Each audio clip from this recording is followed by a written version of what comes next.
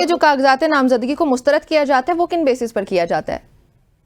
वो कोई डिफॉल्टर ना हो या उनके खिलाफ मुकदमे ना हो, उसी दो उसको होते हैं मुस्तरद करने के। यहाँ किसी न किसी बैंक से जितने ये बड़े-बड़े लोग हैं जो सियासत में हिस्सा लेते हैं, ये आम आदमी तो नहीं है ना, ये कोई आम जैसे आदमी होते हैं, उधर इनका तो अरबों रुपए का कारोबार होता है, तो कहीं न कहीं किसी बैंक के डिफॉल्टर होते हैं, किसी इदारे के डिफॉल्टर होते हैं, तो ये वो देख लेते हैं। फिर ये देखते हैं कि इसकी ड्यू नेशनलिटी तो नहीं है, फिर ये देखते हैं किसी गवर्नमेंट सर्विस में नहीं रहा है।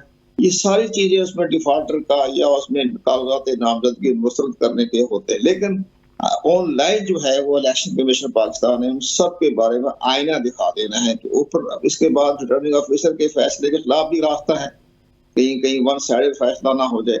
उसके लिए अपीलेट ट्रिब्यूनल है, और अपीलेट ट्रिब्यूनल में जो होता है सिटिंग जज होता है हाई कोर्ट का, जो इलेक्शन कमीशन ने मुतलका हाई कोर्ट के चीफ जस्टिस की मशावरत से उनकी अपॉइंटमेंट कर दी है अपीलेट ट्रिब्यूनल की। अब इन फैसलों के खिलाफ अपीलेट ट्रिब्यूनल में जाएंगे, वो भी 3 दिन के अंदर अंदर फैसला करने के मिजाज है।